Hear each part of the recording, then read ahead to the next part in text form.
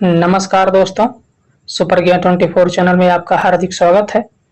दोस्तों, आज की इस वीडियो में बिहार शिक्षक भर्ती बीपीएससी टीआरई 3 के लिए इतिहास विषय के अंतर्गत टॉपिक प्राचीन भारतीय इतिहास के स्रोत एवं पाषाण काल के कुछ महत्वपूर्ण प्रश्नों को समझेंगे, जो कि junior 6 to 8 TGT, PGT, LTGIC, UPP एवं बिहार स्टेट के लिए बहुत ही उपयोगी है।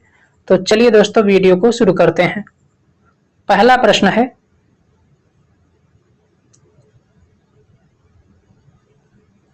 निम्नलिखित में भारत का नाम भारतवर्ष नाम से सर्वप्रथम किस अभिलेख में मिलता है? ऑप्शन ए है मथुरा अभिलेख में, ऑप्शन बी है खारबेल के हाथी गुफा अभिलेख में, ऑप्शन सी है स्कंदगुप्त के भीतरी अभिलेख में, ऑप्शन डी है एक से अधिक सही है, ऑप्शन ई है इनमें से कोई नहीं। तो इसका करेक्ट आंसर हो जाएगा दोस्तों ऑप्शन बी सही हो जाएगा आपका खारबेल के हाथी गुफा अभिलेख में। स्कंदगुप्त का भीतरी अभिलेख, इसमें जो है हूणों के आक्रमण के विषय में जानकारी मिलती है, जिसको जो है स्कंदगुप्त ने उन्हें परास्त किया था। इसमें उल्लेख मिलता है स्कंदगुप्त के भीतरी अभिलेख में। चलिए आगे बढ़ते हैं अगले प्रश्न पर। प्रश्न नंबर 2 है, निम्नलिखित में a history of British India नामक पुस्तक किसने लिखा है? ऑप्शन ए है B A Smith, option B है आरसी मजुमदार, ऑप्शन सी है जेम्स मिल, ऑप्शन डी है एक से अधिक सही है, ऑप्शन ई है इनमें से कोई नहीं। तो इसका करेक्ट आंसर हो जाएगा ऑप्शन सी, इसमें हो जाएगा दोस्तों जेम्स मिल ने इसको लिखा है। ए हिस्ट्री ऑफ ब्रिटिश इंडिया इन्होंने लिखा है। चलिए आगे बढ़ते हैं। प्रश्न नंबर 3 है, निम्नलिखित में किसे प्रिंस ऑफ पिलग्रिम्स नाम से जाना जाता है? ऑप्शन ए है इतसिंह, ऑप्शन बी है ह्वेनसांग को, ऑप्शन सी है मेगास्थनीज को, ऑप्शन डी है एक से अधिक सही है, ऑप्शन ई है इनमें से कोई नहीं। तो इसका करेक्ट आंसर हो जाएगा ह्वेनसांग को। ह्वेनसांग को जो है प्रिंस ऑफ पिलग्रिम्स नाम से भी जाना जाता है। और ह्वेनसांग ये आए थे जो है हर्षवर्धन के समय, हर्ष के समय आए थे शासनकाल में। और मेगास्थनीज जो है ये चंद्रगुप्त मौर्य के समय आया था, चंद्रगुप्त मौर्य के समय। और वहीं फाहियान की अगर बात किया जाए तो फाहियान आया था चंद्रगुप्त द्वितीय के समय। चंद्रगुप्त गुप्त वंश के राजा थे, चंद्रगुप्त द्वितीय के समय जो है फाहियान आया था। इतसिंह उसके बाद आया था 505 ईस्वी में। चलिए आगे बढ़ते हैं। प्रश्न नंबर 4 है, निम्नलिखित में सरस्वती एवं दृष्टद्वती नदी के बीच के क्षेत्र को किस नाम से जाना जाता था? ऑप्शन ए है ब्रह्मवर्त, ऑप्शन बी है मध्यदेश, ऑप्शन सी है आर्यावर्त, ऑप्शन डी है एक से अधिक सही है, ऑप्शन ए है इनमें से कोई नहीं। तो इसका करेक्ट आंसर हो जाएगा आपका ऑप्शन ए हो जाएगा, ब्रह्मवर्त के नाम से जो है जाना जाता था। चलिए आगे बढ़ते हैं। प्रश्न नंबर 5 है, निम्नलिखित में किस वेद में सर्वप्रथम इतिहास शब्द का उल्लेख किया गया है? ऑप्शन ए है ऋग्वेद में, ऑप्शन बी है यजुर्वेद में, ऑप्शन सी है अथर्ववेद में, ऑप्शन डी है एक से अधिक सही है, ऑप्शन ए है इनमें से कोई नहीं। तो इसका राइट आंसर हो जाएगा ऑप्शन सी, अथर्ववेद में जो है इसका सर्वप्रथम उल्लेख किया गया है।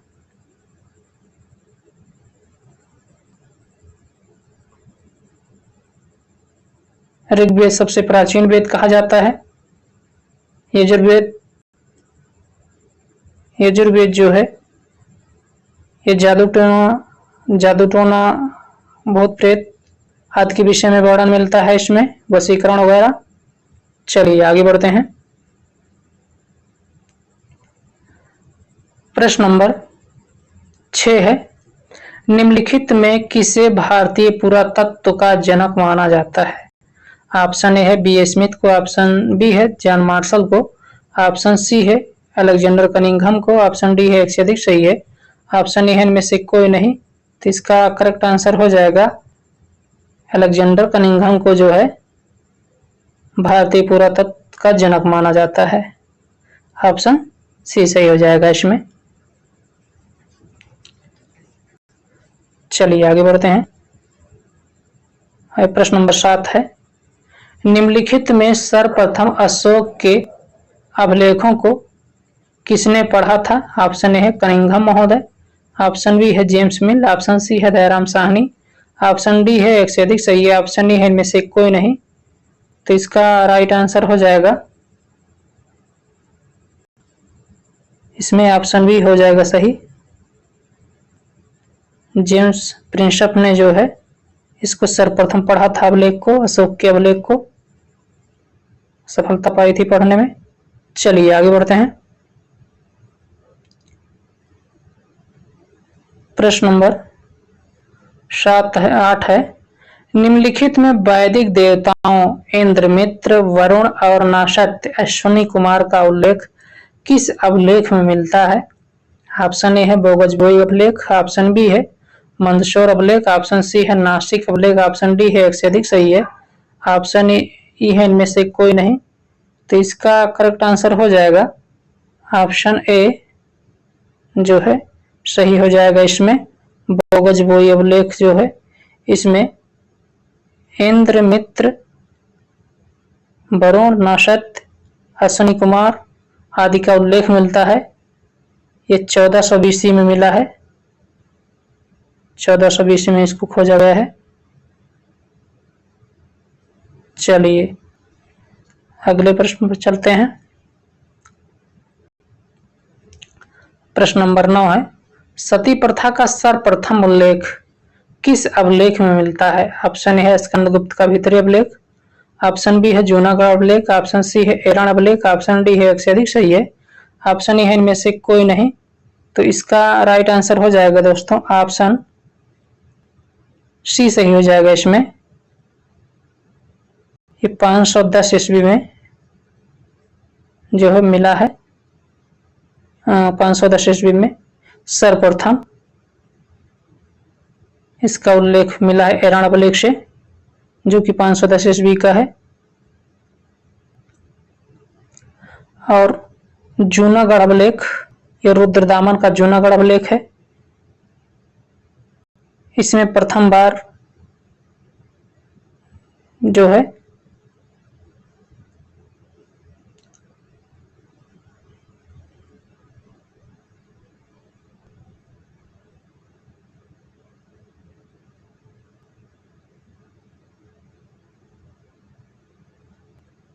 जो है सुदर्शन झील का जीर्णोद्धार कराया गया था रुद्रदामन के द्वारा। चलिए आगे बढ़ते हैं। और स्कंदगुप्त का भीतरी अभिलेख इसको आप जानते ही हैं, इसमें हुणों के आक्रमण के विषय में जानकारी मिलती है। चलिए आगे बढ़ते हैं। प्रश्न नंबर 10 है, निम्नलिखित में किसे भारतीय मुद्रा शास्त्र के जनक के रूप में जाना जाता है?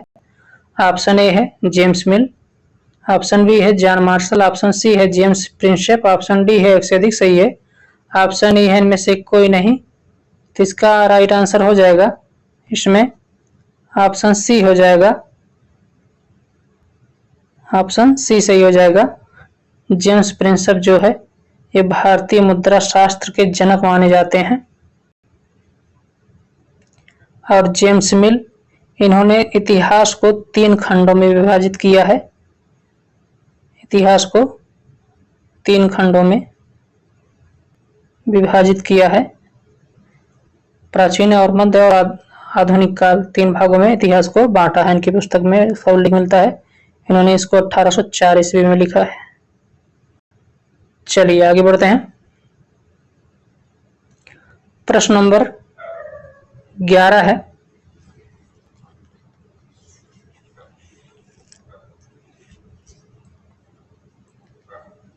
अभिलेखों के अध्ययन को किस नाम से जाना जाता है? ऑप्शन ए है एपिग्राफी, ऑप्शन बी है पेलीग्राफी, ऑप्शन सी है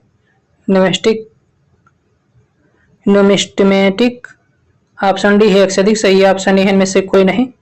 तो इसका करेक्ट आंसर हो जाएगा दोस्तों ऑप्शन ए, एपिग्राफी को जो है अभिलेखों का अध्ययन कहा जाता है, अभिलेखों का अध्ययन कहा जाता है एपिग्राफी को। तो इसका राइट आंसर ए हो जाएगा। चलिए आगे बढ़ते हैं। प्रश्न नंबर 12 है, स्कंदगुप्त के समय भारत में होड़ आक्रमण की सूचना किस अभिलेख से प्राप्त होती है? ऑप्शन ए है ऐहोल अभिलेख, ऑप्शन बी है जूनागढ़ अभिलेख से, ऑप्शन सी है भीतरी अभिलेख से, ऑप्शन डी है एक से अधिक सही है, ऑप्शन ए है इनमें से कोई नहीं। तो इसका राइट आंसर हो जाएगा, इसका राइट आंसर हो जाएगा ऑप्शन सी, ऑप्शन सी हो जाएगा। भीतरी अभिलेख से जो है स्कंदगुप्त के समय होड़ आक्रमण किए थे उसकी सूचना भीतरी अभिलेख से मिलती है। ऐहोल अभिलेख ये पुलकेशिन द्वितीय का है, जूनागढ़ अभिलेख रुद्रदामन का है। चलिए आगे बढ़ते हैं। कायस्थों का सर्वप्रथम एक जाति के रूप में उल्लेख हुआ है। ऑप्शन है मनुस्मृति में, ऑप्शन बी है नारद स्मृति में, ऑप्शन सी है याज्ञवल्क्य स्मृति में, ऑप्शन डी है एक से अधिक सही है, ऑप्शन ए है इनमें से कोई नहीं। तो इसका करेक्ट आंसर हो जाएगा ऑप्शन सी हो जाएगा। इसमें याज्ञवल्क्य स्मृति में जो है कायस्थों का सर्वप्रथम उल्लेख मिलता है। मनुस्मृति ये मनु बंदोबस्त भी कहा जाता है, इसी में जो है पुष्यमित्र शुंग के विषय में जानकारी मिलती है मनुस्मृति में, जो एक ब्राह्मण शासक था। चलिए आगे बढ़ते हैं। प्रश्न नंबर 14 है, निम्नलिखित में कौन सही सुमेलित नहीं है? तो इसमें देखना है कौन सही सुमेलित नहीं है। ऑप्शन ए है विज्ञानेश्वर ने मिताक्षरा लिखा है, ये बिल्कुल सही है। ऑप्शन बी है कल्हड़ ने राजतरंगिणी लिखी है, यह भी बिल्कुल सही है। और विशाख दत्त ने प्रबंध चिंतामणि लिखा है, तो यही सही नहीं है। ऑप्शन सी जो है इसका ये सही नहीं है। प्रबंध चिंतामणि ये मेरुतुंग की है, विशाख दत्त ने मुद्रा राक्षस लिखा है, मुद्रा राक्षस, विशाख दत्त ने मुद्रा राक्षस लिखा है। और प्रबंध चिंतामणि जो है ये मेरुतुंग की है, मेरुतुंग की है, मेरुतुंग की। चलिए आगे बढ़ते हैं। तो इसका राइट आंसर हो जाएगा ऑप्शन सी। चलिए प्रश्न नंबर 15 है, निम्नलिखित में कौन सही सुमेलित है? तो इसमें देखना है कौन सही सुमेलित है। ऑप्शन है प्रथम जैन संगीति स्थूलभद्र के समय हुई थी, इसके अध्यक्ष स्थूलभद्र थे, ये भी बिल्कुल सही है। द्वितीय जैन संगीति समिति जो है देवर्धि क्षमा शर्मण के समय हुई थी, ये भी बिल्कुल सही है। और चतुर्थ बौद्ध संगीति वसुमित्र थे, ये भी बिल्कुल सही है, इनके समय हुआ था कुंडलपुर कश्मीर में। तो इसका राइट आंसर हो जाएगा ऑप्शन डी, एक से अधिक सही है। इसमें डी हो जाएगा। ए बी सी तीनों सही है, सही सम्मिलित किया गया है, तो इसका राइट आंसर डी हो जाएगा, एक से अधिक सही है। प्रश्न नंबर 16 है, प्राचीन भारत का वह ग्रंथ जिसका 15 भारतीय एवं 40 विदेशी भाषाओं में अनुवाद हुआ है। ऑप्शन है हितोपदेश का, ऑप्शन बी है पंचतंत्र, ऑप्शन सी है कथा सरित सागर, ऑप्शन डी है एक से अधिक सही है, ऑप्शन ए इनमें से कोई नहीं। तो इसका राइट आंसर हो जाएगा दोस्तों ऑप्शन बी, पंचतंत्र का जो है प्राचीन भारत का वह ग्रंथ है जिसका 15 भारतीय भाषाओं में तथा 40 विदेशी भाषाओं में अनुवाद किया गया है, तो वो पंचतंत्र है। आपने सुना ही होगा पंचतंत्र की कहानियां। ये विष्णु शर्मा की है, विष्णु शर्मा की है द्वारा लिखित ये रचना है उनकी, पंचतंत्र। चलिए प्रश्न नंबर 17 है, निम्नलिखित में से किस भारतीय पुरातत्ववेत्ता ने पहली बार भीमबेटका गुफा को देखा और उसके शैल चित्रों के प्रागैतिहासिक महत्व को खोजा? ऑप्शन ए है माधव स्वरूप वस्त, ऑप्शन बी है एच.टी. संकाली, ऑप्शन सी है बी.एस. काणकर, ऑप्शन डी है एक से अधिक सही है, ऑप्शन ई है इनमें से कोई नहीं। तो इसका करेक्ट आंसर हो जाएगा दोस्तों ऑप्शन सी, इसमें हो जाएगा बी.एस. काणकर जो है ये भीमबेटका की गुफा को देखा और उसके शैल चित्रों को प्रागैतिहासिक खोजा था। तो ये थे बी.एस. काणकर। चलिए आगे बढ़ते हैं। प्रश्न नंबर 18 है, निम्नलिखित में भारतीय प्रागैतिहास का जनक किसे माना जाता है? निम्नलिखित में भारतीय प्रागैतिहास का जनक किसे माना जाता है? ऑप्शन ए है मार्टिन व्हीलर को, ऑप्शन बी है रॉबर्ट बुशफोर्ड को, ऑप्शन सी है अलेक्जेंडर कनिंघम को, ऑप्शन डी है एक से अधिक सही है, ऑप्शन ए है इनमें से कोई नहीं। तो इसका करेक्ट आंसर हो जाएगा इसमें ऑप्शन बी हो जाएगा सही, रॉबर्ट बुशफोर्ड को जो है माना जाता है। इसका आंसर बी हो जाएगा, प्रागैतिहास के जनक माने जाते हैं। चलिए आगे बढ़ते हैं। प्रश्न नंबर 19 है, निम्नलिखित में कौन सही सुमेलित है? तो इसमें देखना है कौन सही सुमेलित किया गया है। ऑप्शन ए है पूर्व देश का राजा सम्राट कहलाता था, पूर्व देश का राजा सम्राट कहलाता था, यह बिल्कुल सही है। पश्चिमी देश का राजा स्वराट कहलाता था, यह भी बिल्कुल सही है। उत्तर प्रदेश का राजा विराट कहलाता था, भी बिल्कुल सही है।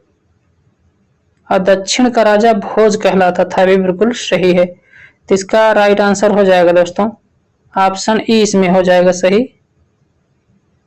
इसका राइट आंसर हो जाएगा ऑप्शन ए, इसका राइट आंसर ऑप्शन ए हो जाएगा। चलिए आगे बढ़ते हैं।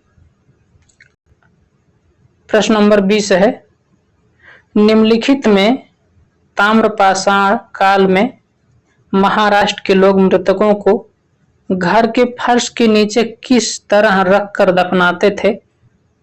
तो ऑप्शन ए है उत्तर से दक्षिण की ओर, ऑप्शन बी है पूर्व से पश्चिम की ओर, ऑप्शन सी है दक्षिण से उत्तर की ओर, ऑप्शन डी है एक से अधिक सही है, ऑप्शन ई है इनमें से कोई नहीं। तो इसका राइट आंसर हो जाएगा ऑप्शन ए हो जाएगा, इसमें जो है उत्तर से दक्षिण की ओर जो है दफनाते थे। तो इसका राइट आंसर ए हो जाएगा। चलिए आगे बढ़ते हैं। प्रश्न नंबर 21 है, निम्नलिखित में से भारत में मानव का सर्वप्रथम साक्ष्य कहां से मिलता है? ऑप्शन ए है नीलगिरी पहाड़ी से, ऑप्शन बी है शिवालिक पहाड़ियां से, ऑप्शन सी है नर्मदा घाटी से, ऑप्शन डी है एक से अधिक सही है, ऑप्शन ई है इनमें से कोई नहीं। तो इसका करेक्ट आंसर हो जाएगा इसमें ऑप्शन सी हो जाएगा, इसमें नर्मदा घाटी से जो है सर्वप्रथम मानव के साक्ष्य मिले हैं,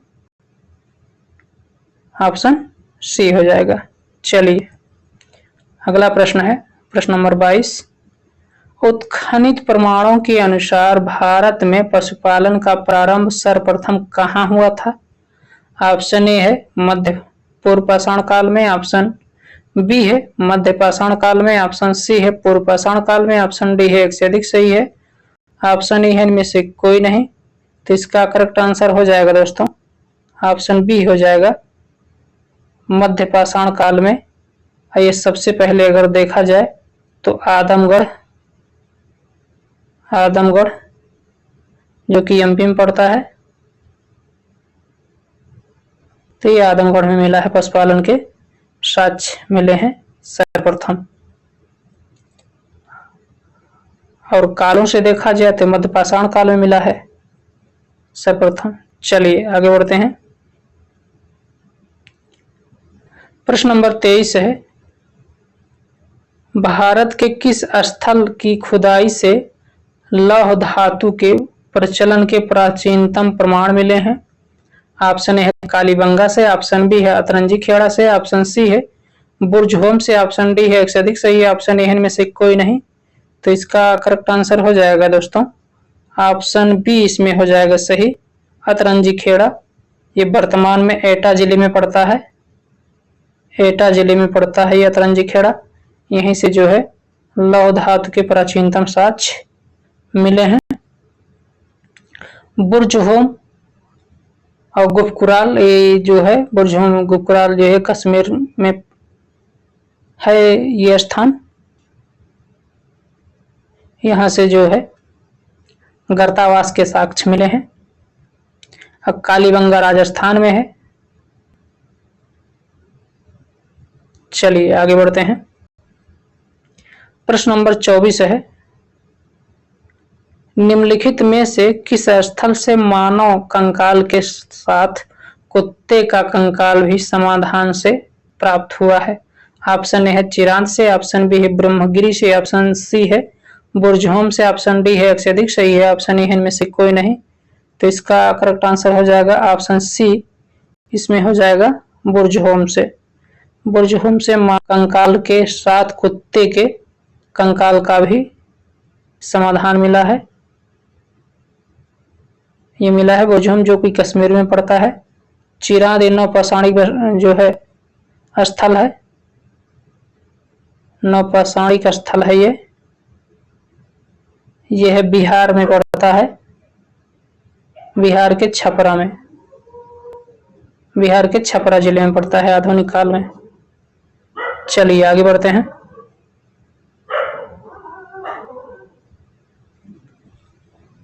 नंबर 25 है, निम्नलिखित में रेशम का प्राचीनतम साक्ष्य किस स्थल से मिला है? ऑप्शन ए है पिकलीहल से, ऑप्शन बी है नेवासा से, ऑप्शन सी है संगनकल्लू से, ऑप्शन डी है एक से अधिक सही है, ऑप्शन ए इनमें से कोई नहीं। तो इसका करेक्ट आंसर हो जाएगा ऑप्शन बी नेवासा से। नेवासा ये महाराष्ट्र में पड़ता है, ये महाराष्ट्र में पड़ता है। संगनकल्लू व पिकलीहल से जो है राख का टीला मिला है, राख का टीला मिला है जो कि पशुओं द्वारा एक बाड़ा बनाया जाता था, उसी में उनको रखा जाता था और उनके गोबर को जो है एकत्र करके फिर उसी लकड़ियों के द्वारा उसको जला दिया जाता था, जो बाद में यही भस्म के नाम से भी विख्यात है। उसी को लोग लगाते थे तो उसको भस्म नाम दे दिया गया। तो अगर पूछ ले राख का टीला कहाँ से मिला है, पिकलीहल और संगनकल्लू दोनों से मिला है ये। चलिए आगे बढ़ते हैं।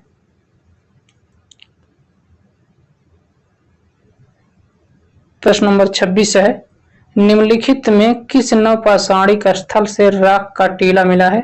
ऑप्शन ए है संगनकल्लू से, ऑप्शन बी है पिकलीहल से, ऑप्शन सी है उतनूर से, ऑप्शन डी है एक से अधिक सही है, ऑप्शन ए इनमें से कोई नहीं। तो देखिए प्रश्न ही आ गया, तो इसका राइट आंसर हो जाएगा आपका ऑप्शन डी, इसमें हो जाएगा एक से अधिक सही है। तो इसमें संगनकल्लू भी है, पिकलीहल भी है और उतनूर भी है।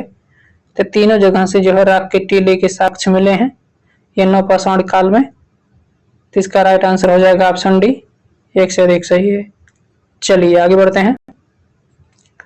प्रश्न नंबर 27 है, निम्नलिखित में हैंड एक्स, क्लेवर आदि उपकरण किस पाषाण कालीन परंपरा के परिचायक हैं? ऑप्शन है मध्यपाषाण काल के, ऑप्शन बी है नवपाषाण काल के, ऑप्शन सी है निम्न पूरा पाषाण काल के, ऑप्शन डी है एक से अधिक सही है, ऑप्शन ए इनमें से कोई नहीं। तो इसका राइट आंसर हो जाएगा ऑप्शन सी हो जाएगा, इसमें जो है निम्न पूरा पाषाण काल के हैंड एक्स, जिसको हम कुल्हाड़ी कहते हैं, उसी को क्लीवर उपकरण जो है पाषाणकालीन परंपरा के परिचायक हैं। तो इसका राइट आंसर सी हो जाएगा, निम्न पूर्व पाषाण काल के। चलिए आगे बढ़ते हैं। प्रश्न नंबर 28 है, निम्नलिखित में विंध्य क्षेत्र के किस शिलाश्रय से सर्वाधिक मानव कंकाल मिले हैं? तो सर्वाधिक मानव कंकाल कहां से प्राप्त हुए हैं? ऑप्शन ए है गगरिया से, ऑप्शन बी है सरायनाहर राय से, ऑप्शन सी है लेखहिया से, ऑप्शन डी है एक से अधिक सही है, ऑप्शन ए इनमें से कोई नहीं। तो इसका राइट आंसर हो जाएगा दोस्तों ऑप्शन सी हो जाएगा, इसमें जो है लेखहिया से जो है मिले हैं। चलिए आगे बढ़ते हैं। प्रश्न नंबर 29 है, निम्नलिखित में से किसने उत्तर प्रदेश में प्रथम नवपाषाण उपकरण प्राप्त किया था? ऑप्शन ए है मार्टिमर व्हीलर, ऑप्शन बी है Robert Bruce Foote, option C है ले मसूरिये, ऑप्शन डी है एक से अधिक सही है, ऑप्शन ए है इनमें से कोई नहीं। तो इसका राइट आंसर हो जाएगा, इसमें ऑप्शन हो जाएगा सी सही हो जाएगा। इसका राइट आंसर सी हो जाएगा, ले मसूरिये इसमें राइट आंसर हो जाएगा। चलिए आगे बढ़ते हैं और ये अंतिम प्रश्न है, कुल 30 प्रश्न थे, तो ये अंतिम प्रश्न है, मध्य पूरा पाषाण काल के पाषाण उपकरण किसके बने हुए थे? तो ऑप्शन है ब्लेड से, ऑप्शन बी है प्लग से, ऑप्शन सी है ताम्र से, ऑप्शन डी है एक से अधिक सही है, ऑप्शन ए इनमें से कोई नहीं। तो इसका करेक्ट आंसर हो जाएगा, इसमें ऑप्शन बी हो जाएगा, फलक से बने होते थे। मध्य पूरा पाषाण काल के उपकरण जो है फलक से बने होते थे। तो इसका राइट आंसर बी हो जाएगा। दोस्तों टॉपिक वाइज ये वीडियो आपको मिली है और ये मिलती रहेगी। अब प्राचीन इतिहास से शुरू किया गया है और आधुनिक भारत तक पूरा रहेगा। आप अधिक से अधिक संख्या में जुड़ें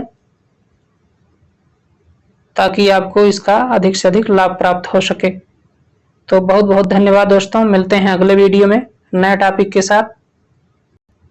और चैनल को सब्सक्राइब करिए, वीडियो को लाइक करें और बेल आइकन की घंटी को क्लिक करना ना भूलें ताकि जो भी मैं वीडियो डालूं उसका नोटिफिकेशन सबसे पहले आपको मिले।